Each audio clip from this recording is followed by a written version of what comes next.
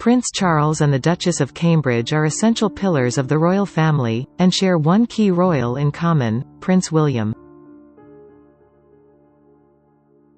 A body language expert weighed in on Charles and Kate's relationship. Prince Charles is first in line to the throne, and second is Prince William. Body language expert Judy James spoke to Express. Co.uk about how the Duchess of Cambridge mediates this potentially tricky relationship, as well as navigates her own relationship with her father-in-law. Judy began. Kate's role in Prince Charles's life appears to be that of a catalyst rather than a friend or kindred spirit. While they may not necessarily be close on a personal level, the Duchess of Cambridge is an important ally for the future king. Judy continued. There are rarely if ever any signals of the kind of easy-going, spontaneous warmth he shares with his niece Zara.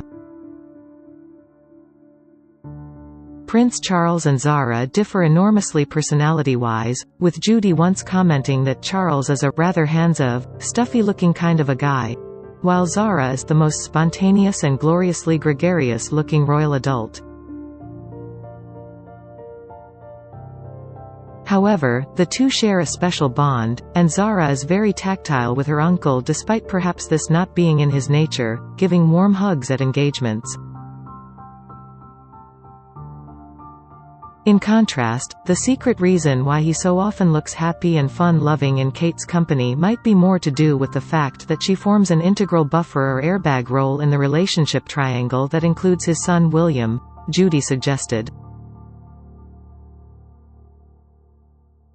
William and his father haven't always appeared to have the closest relationship with one another, but with Kate present the mood between the two men does seem to lighten. While the two men point and laugh open-mouthed to suggest there's some kind of banter going on between them, Kate's polite attention to Charles and her appreciative smiles as he chuckles suggests she might have mended a few bridges between them over the years. The Duchess of Cambridge seems to delight in the happiness of others, so would rejoice in a harmonious relationship between her husband and father-in-law. And as the dutiful, supportive wife that she is, Kate is happy to let the two do the talking while she puts in groundwork behind the scenes to enhance the relationship, suggested Judy. The relationship and bond between Kate and Prince Charles does seem to be centered around one common denominator, Prince William. When the Duchess and her father-in-law are observed without William, the dynamic is slightly different, according to the expert. There's nothing to suggest a meeting of minds between Charles and Kate, Judy stated. Indeed, when they are seen walking together, Charles's body language suggests he might be at a bit of a loss in terms of easygoing conversation. Rather than the open body language he displays when with niece Zara, he appears to look more inwardly. Zara Phillips' hand is often placed around her uncle's shoulder, giving them a sense of proximity, but this is not the case with his daughter-in-law. More reserved, his hand is shoved into his pocket to suggest some feelings of awkwardness, and there is a pronounced, special gap between them. He does not maintain strong eye contact, looking away from Kate with a dipped head.